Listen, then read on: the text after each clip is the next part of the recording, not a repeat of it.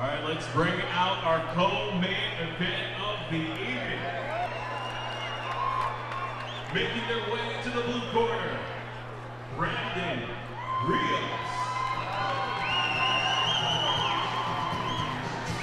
All right, folks, we're getting to the latter stages of Mayhem and Mesquite 9 here at the Casablanca Hotel Casino, Golf and Spa in Mesquite, Nevada. This is Tuff-N-Uff Amateur Fighting Championship. Future stars of MMA. Rousey, Holtzman, Couture, Joban, Fitch. The list goes on of some of the great fighters that have gotten their start here. This is the co-main event, and we are featuring bantamweights here. Kind of a catch weight type. They're bantamweights, but it's going to be a catch weight here of 138 pounds. Up first, St. George, Utah, out of Fusion MMA, Brandon the Prince Rios at 3-1. Michael Jackson's popular now, isn't he? He sure is. Did you walk up to Justin Bieber once? A couple times, but yeah.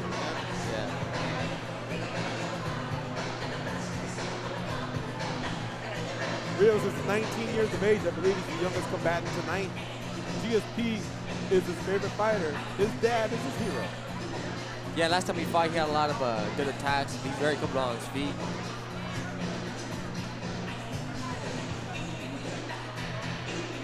These lighter weight divisions, man, are some of the most exciting in mixed martial arts. I know there's been a hesitation. The fans have been slow to embrace some of the lighter weight classes. But even going back to the WEC days, it's taken some time, but I think they're here, man. The featherweight division blew up with Conor McGregor, of course, the all-time great Jose Aldo, Frankie Edgar's resurgence. Bantamweight has quite a list of hitmen following, going after Dominick Cruz. Of course, the lightweight division is ruled by possibly the greatest pound-for-pound fighter in the game, Demetrius Johnson. Brandon Rios soaking it up, turning around, and acknowledging the crowd. Very smart of him to do that. Uriah Faber, Vanderlei Silva, two fighters that are known for that. I like that crawl. He did a little different type of crawl. And now making his way to the red Who's the corner, first crawler that you've heard of? Dominick Tim. I think for me it was Rashad Evans. Either him or Anderson, right? Yeah. But Anderson didn't do that right away. When he first came. but Rashad did. John Jones does it. Ray does it. Dominick Tim, 3-2 out of Extreme Tour in Las Vegas. Coached by one of the best amateur fight team coaches out there, Dennis Davis. Jose Aldo is his favorite fighter, but his other favorite fighter is lower weight class, one of the best. Yes, guys. It's got to be Dominick Cruz. It is Dominick Cruz. It's a BJ Penn. I did see BJ Penn listed out there somewhere. Oh, it's actually Shapiro. Oh, okay. Shapiro's favorite fighter. That's our main event that we're talking about. White Orange Shapiro. White Orc. His nickname's the White Orc, Shane. Yeah. I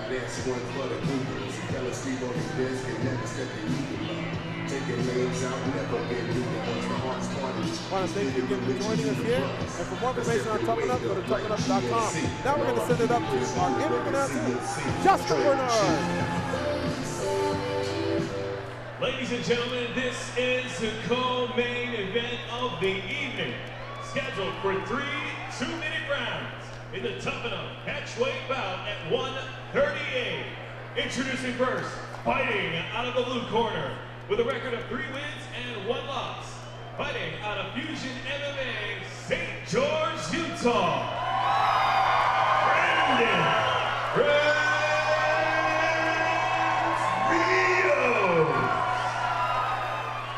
His opponent stands across the cage in the red corner with 3 wins and 2 losses, fighting out of Extreme Couture, Las Vegas, Nevada. Here is Dominick Tim. The referee in charge of the action inside the cage is Dr. John Quinn. Dr. John Quinn, the third man in the booth. Excuse me, cage. Brandon Rios, Muay Thai black trunks with gold trim. Dominick Tim, red trunks, black trim. Nice stiff. Left jab there by Dominick Tim.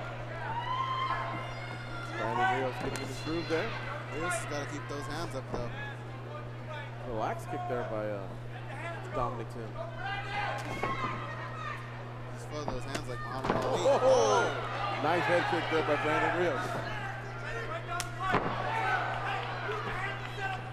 Yeah, Brandon definitely has a lot of strong kicks. If I was Dominick, I'd use that jab and put him against the fence and take him down. Kicking calves, aren't they? And shins. So are those as bad as they look, Ulysses, or are the meaty thigh parts still the way to go? Well, the thing with the calves, if you can get a couple in there, you'll slow the person down, take the bounce out of their step. The person that's not as fast, you know, it's easier to hit. Benson Henderson probably the best at that, right? Yeah, he's real good at that. He'll be headlining Bellator 160 in 2 weeks out in Anaheim, California versus Patricio Pitbull Brady. Goes in the mic when I say Patricio. Oh. Got a kick to the nuts? It kind of looked like it. Sure looked like it I think there. he just missed. All right. Both guys look very comfortable out there, though. Sure do. But the round is still up for grabs, I think. Yeah, Rios is 3-1, Tim's 3-2. I mean, they have some experience. but neither of them are setting him up with any kind of punches, just going straight for the body kicks or the head kicks, you know. So need a little bit more tactical. Who's winning the round, guys? No, I 20 seconds left. Looks like it's kind of up in the air still. Yeah, so far I it think is. Rios landed enough strikes to be up in the round. I'm surprised, though, that Dominick Tim has not gone in for a takedown. Either guy Right. is really trying. Yeah, especially for me, Couture, you figured he'd have more of a wrestling base, but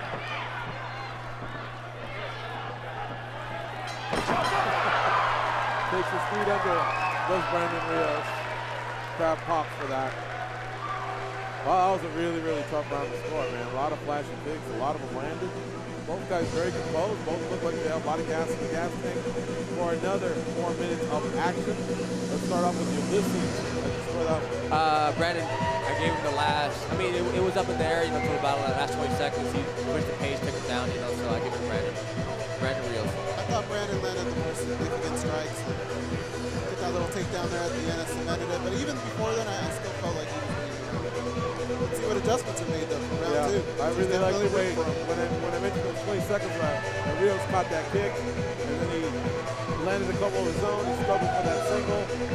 Got the flip there at the very end. I think the judges may have been swayed by that. I'll go Rios 10-9. Both these guys train at good camps, you know. Rios trains at Fusion Martial Arts, and Tim trains at Extreme Couture. So we know they'll be ready, so the cardio shouldn't be an issue. So we'll see how the second round plays.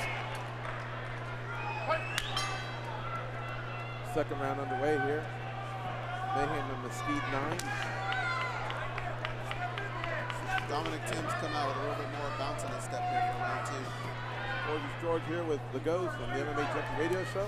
You can catch our show Monday through Fridays on Sirius XM, Rush 93, 10 a.m. Pacific, 1 p.m. Eastern, or go to www.mmajunkie.com/radio. We talk to all the best fighters and notables in the business.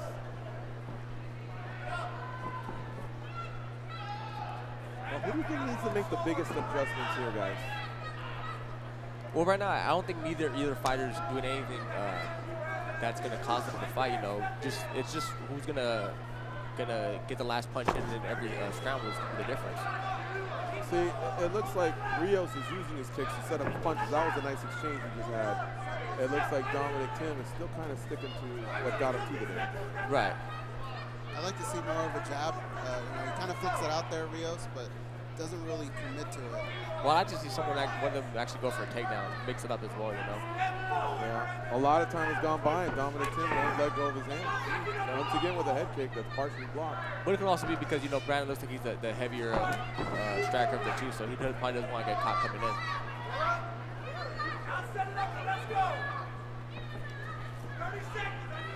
30 seconds left here in round two.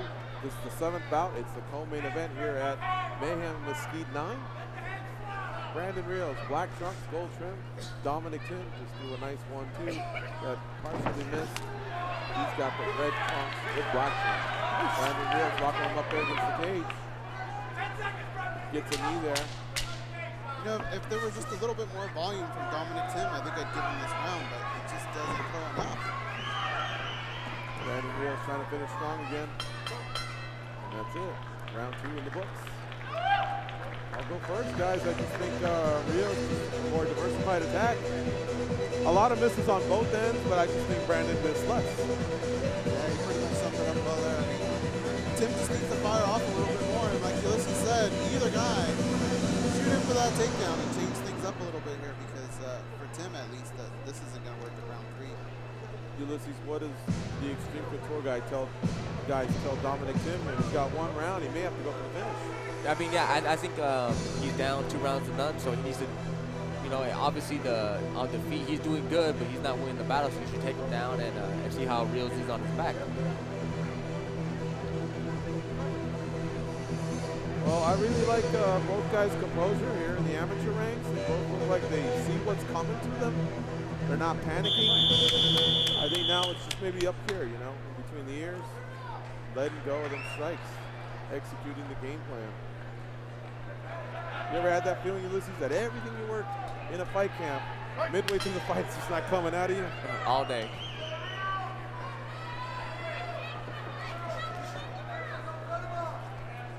And here we go again. It seems like Dominick Tim's got a little bit more pep in his step early on in the round, and then he just kind of falls a little flat as the round goes. Brandon Rios seems like he's holding back a little bit in this round as well. Nice, beautiful outside kick.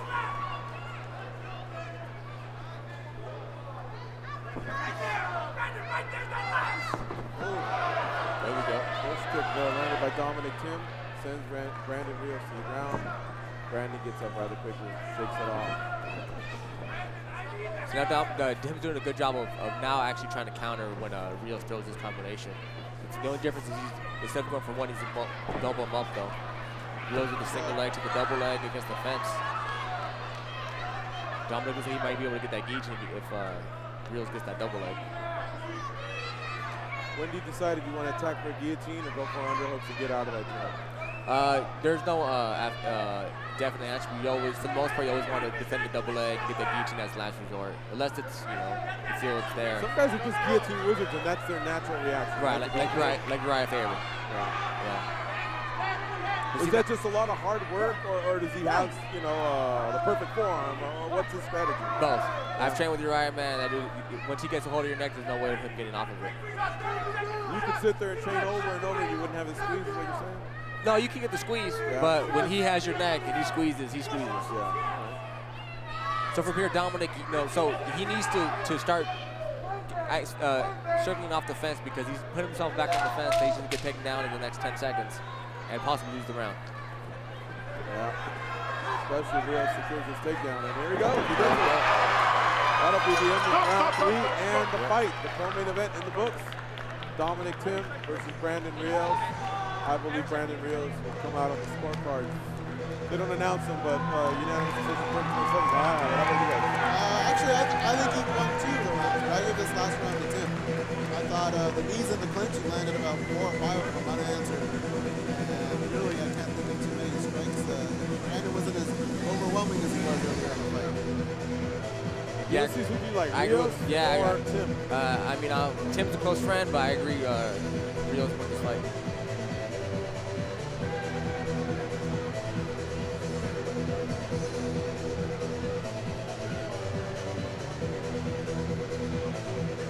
All right, folks. The judges are tabulating the scorecards. We're going to send it up to Justin Bernard for the official announcement. Speaking of Mandalay, Sam's on there. Ladies and gentlemen, after 3 rounds of war, we have your winner by unanimous decision, the red corner, Dominick Tim gets the win. Brandon Rios. Dominick Tim goes to 4-2. Brandon Rios 3-2. Looked like Brandon wanted to walk away, and then he realized, well, stuff just goes down in the cage, right? Yeah. No explanation for it sometimes. And I don't think it was the worst decision ever, but I really thought Brandon won the fight, honestly. Yeah, I thought so as well. I thought rounds 1 and 2 were pretty Yeah. All right, so coming up is the main event here at Mayhem and Mesquite 9. It'll be Brant Moore versus Shane Shapiro. These are lightweights, and it'll be for the Tuff-N-Uff Lightweight Championship. See you in a few minutes.